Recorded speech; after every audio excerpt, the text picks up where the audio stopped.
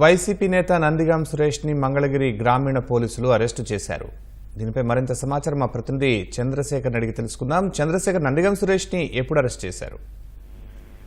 శర్మ, నందిగాం సురేష్ ను ఇవాళ తెల్లవారుజామున హైదరాబాద్ లో మంగళగిరి గ్రామీణ పోలీసులు అరెస్ట్ చేశారు.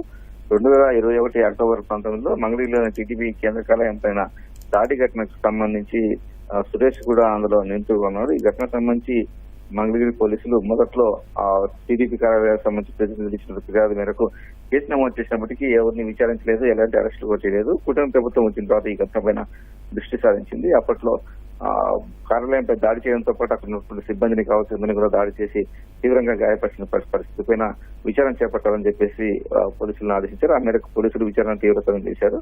మొదటి సెక్షన్లు కూడా మొదట్లో కేవలం దాడి ఘటనకు సంబంధించి మాత్రమే సెక్షన్ ఉండగా ఆ తర్వాత హత్యాయత్నం సెక్షన్ కూడా దానికి జోడించారు. ఎందుకంటే దాడి చేసినటువంటి ఘటనలో ఇద్దరు తలకు తీవ్రంగా గాయపడి ప్రాణాపాయ స్థితిలో కూడా వెళ్తున్న పరిస్థితి. కాబట్టి ఆ సెక్షన్ కూడా హత్యాయత్నం సెక్షన్ కూడా జోడించి మొత్తం ఆ నిందితుల సంఖ్యను కూడా పెంచారు. 112 మంది వరకు ఆ కేసులో భాగస్వాములు అయినట్టుగా పోలీసులు గుర్తించి వాళ్ళందరి పేరు కూడా ఎఫ్ఐఆర్ లో చేర్చారు.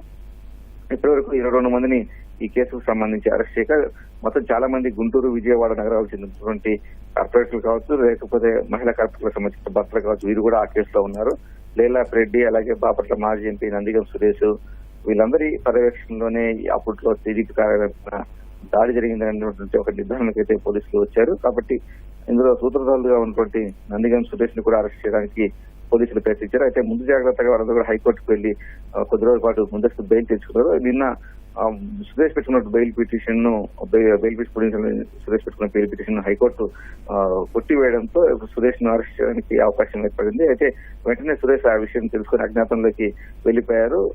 ఆయన హైదరాబాద్ లో ఉన్నట్టు తెలుసుకున్నటువంటి పోలీసులు ప్రత్యేక బృందాలు హైదరాబాద్ వెళ్లి ఆయన్ను గుంటూరు జిల్లాకు తీసుకొస్తున్నాయి. ముందుగా ఆయన్ను గుంటూరు జిల్లా ఎస్పీ కార్యాలయానికి తీసుకొచ్చే అవకాశం ఉంది. అక్కడ ప్రాథమిక విచారణ అనంతరం ఆయన్ను జీజేఎస్ లో వైద్య పరీక్ష చేసి ఆ తర్వాత కోర్టులో ప్రవేశపెట్టే అవకాశం ఉంది.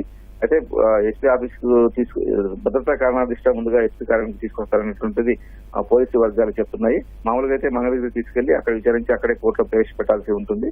కానీ ఇప్పుడు విజయవాడలో వరదలు కావచ్చు, గుంటూరు జిల్లాలో వరదలు కావచ్చు, పోలీసు ఫోర్స్ కొంత తక్కువగా ఉంది. కాబట్టి మంగళగిరిలో కొంత ఏమన్నా